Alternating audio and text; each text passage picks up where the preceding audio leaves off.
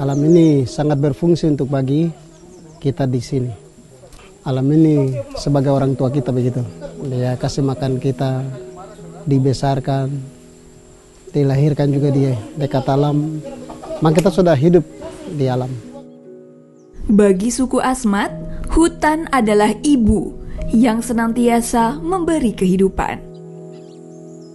Hutan menyediakan sagu atau dalam bahasa Asmat disebut amos sebagai sumber makanan pokok mereka, tak terkecuali bagi warga kampung Asatat, distrik Pulau Tiga, Kabupaten Asmat yang menggantungkan hidup dari hutan.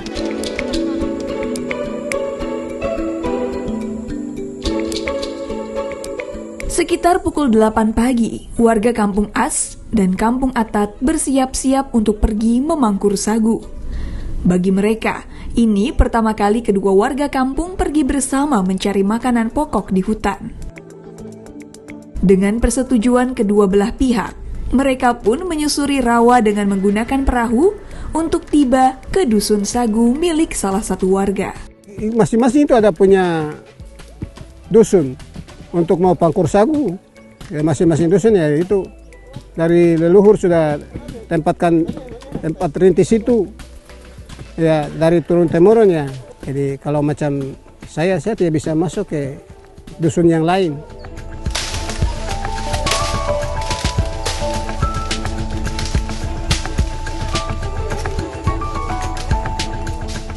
Sesampainya di dusun sagu, mereka memeriksa satu persatu pohon sagu dengan alat yang disebut oum.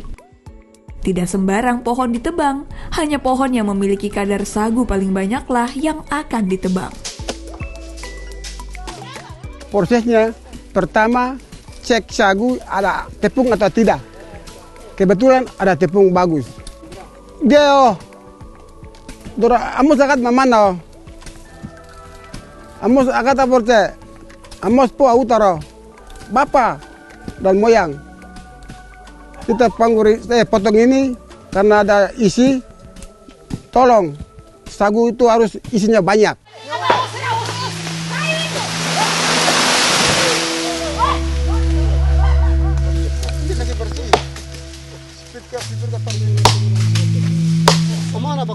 Setelah ditebang, proses selanjutnya adalah pangkur sagu atau mencangkul batang pohon untuk mengambil sagu. Sebelum pangkur sagu dimulai, salah satu dari mereka harus menjalankan ritual menanamkan daun alam ke dalam batang pohon.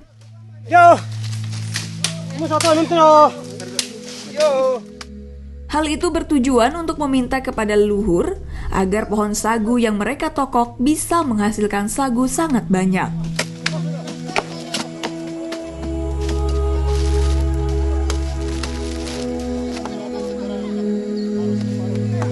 Karena belum pernah. Ritual tak berhenti di situ. Warga kampung As dan Atat harus bergandengan tangan di atas pohon sagu yang akan mereka tokok. Kita tadi kan sudah lihat sama-sama bahwa As dan Atat itu karena kita panggur sagu sama-sama. Hari ini baru panggur sagu supaya bergandengan tangan sagu itu jadi tepungnya besar. Tidak bisa sialan seperti itu. Kalau memang tidak bergandengan tangan itu sialan.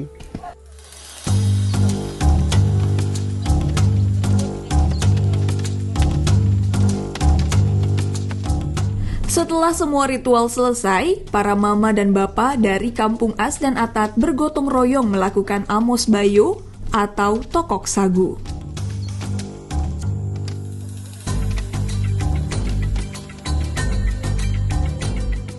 Tidak jauh dari situ, para mama dibantu dengan para laki-laki membuat alat dari pelapa pohon sagu juga ranting untuk memeras dan mengendapkan sagu.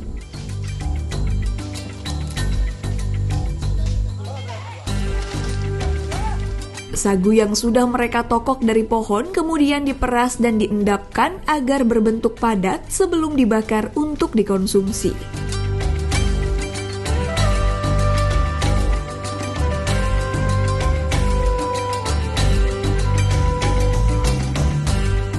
Di sela-sela aktivitas mereka memangkur sagu, Beberapa laki-laki mencari cair atau larva kumbang untuk mereka konsumsi saat beristirahat.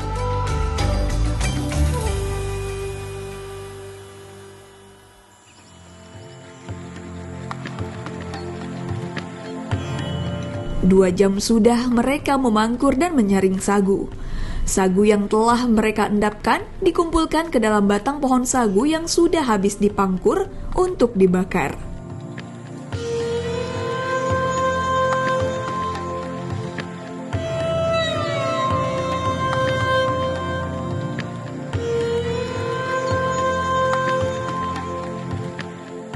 Setelah semua selesai, mereka pun kembali ke kampung dengan menggunakan perahu dan membawa sagu dalam bentuk tumang.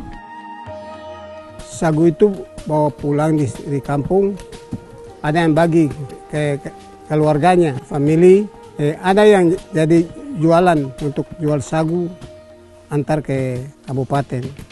Ada sagu untuk jual, ada sagu untuk makan. Kalau sagu tumang yang berisi karung, ada yang 200, ada yang 100.000, ada yang 50. Ya kalau yang besar itu 200.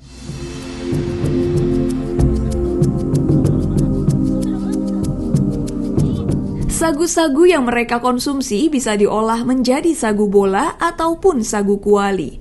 Sagu hasil pangkur hanya bisa bertahan selama 1 minggu sebelum sagu tersebut menjadi tua dan berubah menjadi bubuk. Jika persediaan habis, mereka kembali ke dusun sagu untuk memangkur sagu.